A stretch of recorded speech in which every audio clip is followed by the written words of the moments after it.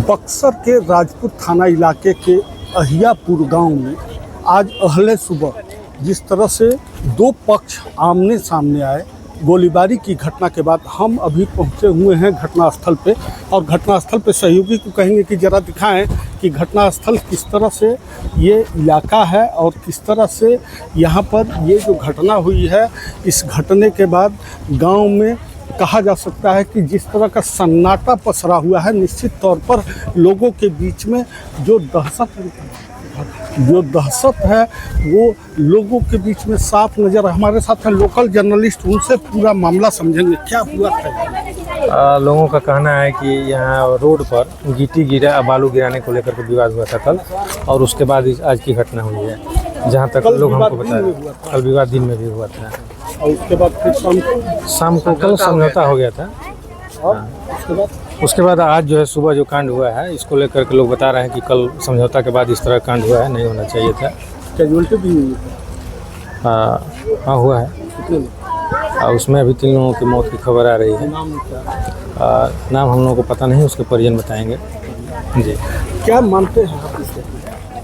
अभी तक जो बताया गया है, जो यहाँ के ग्रामीणों से हम लोग जाने हैं, आकर के सुबह घटना के बाद हम लोग मौके पर खुद पहुँचे, मौके पर तहकीकात किए, जिसमें पता चला कि 2 लोगों के यहाँ पे मौत हो गई थी। एक लोग को इलाज के लिए पहुँचाया गया, जहाँ पे रास्ते में ही वो भी दम तोड़ दिए, उनको भी यहाँ लाया गया। 2 लोग अभी तक अस्पताल में इलाजरत हैं, जिनकी स्थिति चिंताजनक बताई जा रही है।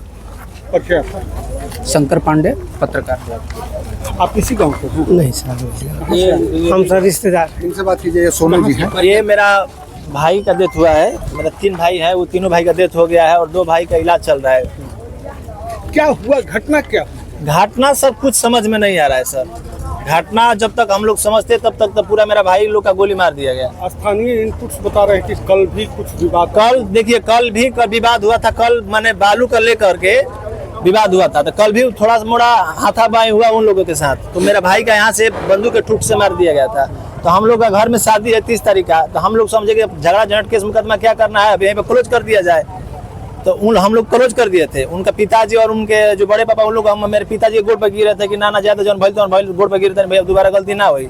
अब हम लोग सुबह टहलने गए थे, मेरे भाई लोग सोच के लिए गए थे, बस उसी समय उन लोग का प्लान फिक्स था। और एक बाइक आए और एक बाइक उन लोग का गोली मारने चालू कर दिए। कितने लोग की संख्या में? उन लोग सर 10 की संख्या में आए थे, 2 गाड़ी से आए थे, 10 लोग थे। दोनों पक्ष से? नहीं, मेरे पक्ष से सर जो मृतक का हम भाई हैं, और हम लोग की तरफ से कुछ नहीं था। हम लोग खाली हाथ से थे, वहाँ पर पुल पर टहलने गए थे। हम लोग तो सोच के लिए गए थे, और उन लोग का पहले से प्लान फिक्स था कि हम लोग को गोली मारना है।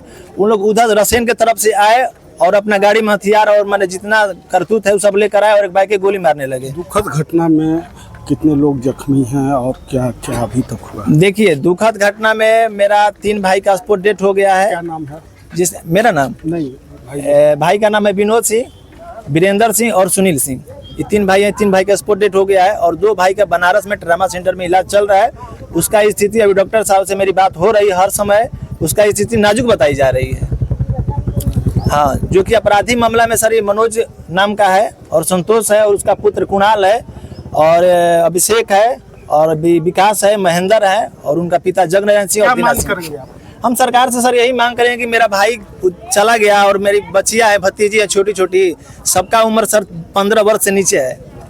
जो सरकार से मैं यही मांग करूँगा कि उन लोग को कड़ी से कड़ी सजा होना चाहिए, और जो बच्ची है उन लोगों को देखा जाए, मुआवजा दिया जाए पढ़ने लिखने का।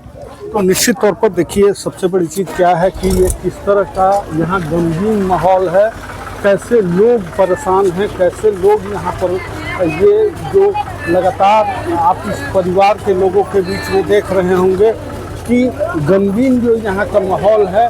पति हैं आप? हाँ, पढ़ते हैं। बेटी मैं विनोद सिंह की बेटी हूँ। मेरे को विदिन 24 आवर मेरे को जस्टिस चाहिए, जान के बदले में जान चाहिए। IPC सेक्शन 302 के तहत ये मर्डर को फांसी की सजा दी जाती है ना। एक नहीं, वो लोग 4 मौत किए हैं और 2 लोग अभी जख्मी हैं। तो चीज और बताइए इस तरह से सामाजिक रूप से एक गांव इलाके में इस तरह की घटना को बस आपको सामाजिक यहाँ पे दिख रहा है, बस यहाँ पे लोग देखने आए, सिंपैथी देने आए कि हाँ होनी तो हो गया, कोई किसी का नहीं, सब उन्हीं लोग का चलता है। कुछ किसी का हिम्मत नहीं है कि उन लोग के सामने बोल सके। हम मांग यही करेंगे कि जैसे हम लोग अनाथ हुए हैं, सब लोग जिसके भी पिता मरे हैं, सब 15 साल से नीचे तक ही हैं, तो जान के बदले जान चाहिए। और जैसे हम लोग अनाथ हुए वैसे चाहिए। और हम लोग पापा तो रहे नहीं, कोई पेरेंट्स कोई है नहीं, तो हम लोग का पालन पोषण होना चाहिए ना। इसके लिए एक नौकरी देंगे ना, एक नौकरी चाहिए हर घर में, ताकि हम लोग का पालन पोषण हो सके। इसके बाद हम लोग का पर्सनल सिक्योरिटी चाहिए। यहाँ पे महिला बेटी कोई भी सिक्योर नहीं है। यहाँ पे वो लोग छेड़ता है लड़कियों को छेड़ता है। सरकार तो बराबर कह रही है कि सभी लोग आम लोग सुरक्षित हैं। आम लोग कह रही है, सरकार कह रही है कि इंडिया डेमोक्रेसी में जी रहा है। ये डेमोक्रेसी आपको देख कर लग रहा है डेमोक्रेसी है? आपको हिम्मत है किसी का, अगर प्रशासन इतना टाइट होता तो हिम्मत है कि वो घर में घुस के जान ले लेगा? प्रशासन जब वहाँ पे हो रहा था, प्रशासन अगर इंस्टेंट वहाँ पे मौजूद होती तो जान बच सकता था। लेकिन प्रशासन 3 घंटे बाद आई, जब झगड़ा स्टार्ट हुआ तो उसके बाद आधा घंटा लाठी चला। अगर प्रशासन 5 मिनट में आती तो झगड़ा बंद हो जाता ना।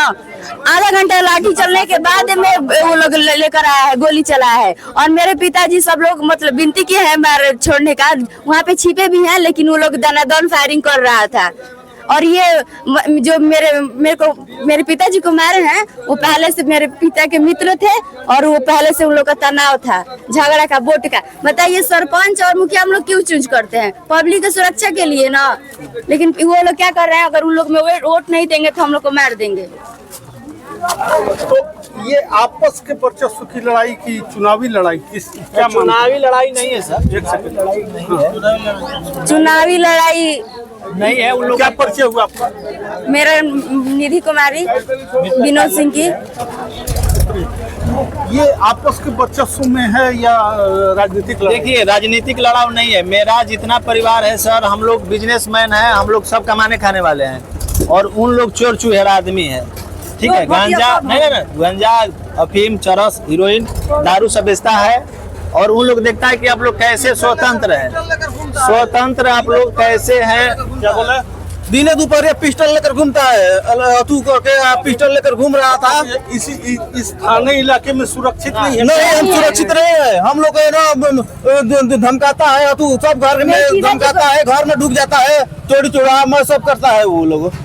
मेरे पिताजी को 4 साल से मेंटली हैरेस कर रहा था, कॉल करके कभी घर पे आके कभी यहाँ पे आके किया था। तो कह रहा था कि देख रहे हैं ना तुम लोग सबको मारेंगे पथारेंगे। हम लोग ये सब प्लानिंग कैसे आया हुआ है? लोग कल चैलेंज किया था कि कल मारेंगे हम लोग जानते भी नहीं थे कि मारेगा। तो निश्चित तौर पर कह सकते हैं कि जिस तरह से राजपुर थाना इलाके के अहियापुर गांव में 3 लोगों की निर्मम हत्या और कई जख्मी लोगों के बीच में दहशत का माहौल है।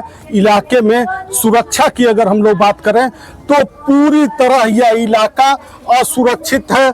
दशकों से अति संवेदनशील राजपुर थाना इलाके में इस तरह की घटना के बाद आम लोगों में दहशत का माहौल बना हुआ है। बबलू पटेल, न्यूज़ 24 बक्सर, बिहार।